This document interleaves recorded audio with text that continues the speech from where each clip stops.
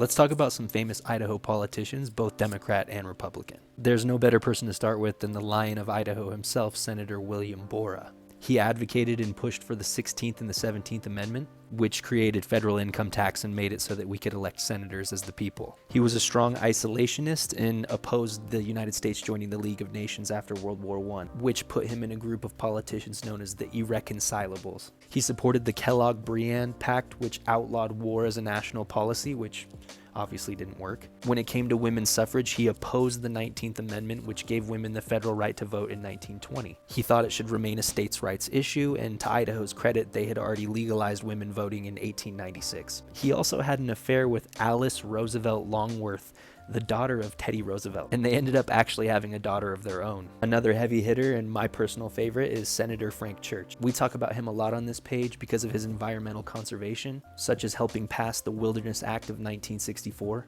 And of course, the famous Church Committee was chaired by Senator Church, which uncovered all sorts of corruption and abuse of power in the intelligence community. And he also opposed the Vietnam War and was an early advocate for civil rights. Then there's Louise Shattuck, also known as the Lioness of Idaho. She was a journalist in the 30s and 40s and also worked as an administrative assistant to many governors and congressmen. In 1958, she was appointed Idaho Secretary of Commerce and Development, making her the first woman in the U.S. to serve in a governor's executive cabinet. She also authored several history books about Idaho, so we thank her for that. Governor Cecil Andrus is the longest-serving governor in Idaho history. As both governor and later the Secretary of Interior under Jimmy Carter, he led major environmental conservation movements. He famously opposed storing nuclear and radioactive waste in Idaho. Moses Alexander was one of the first Jewish governors in the U.S. and also served as the mayor of Boise twice. He also helped build the Ahavat Beth Israel Synagogue in Boise, which is the oldest continuously used synagogue west of the Mississippi River. Then there's Gracie Post, who was the first woman to represent Idaho in U.S. Congress,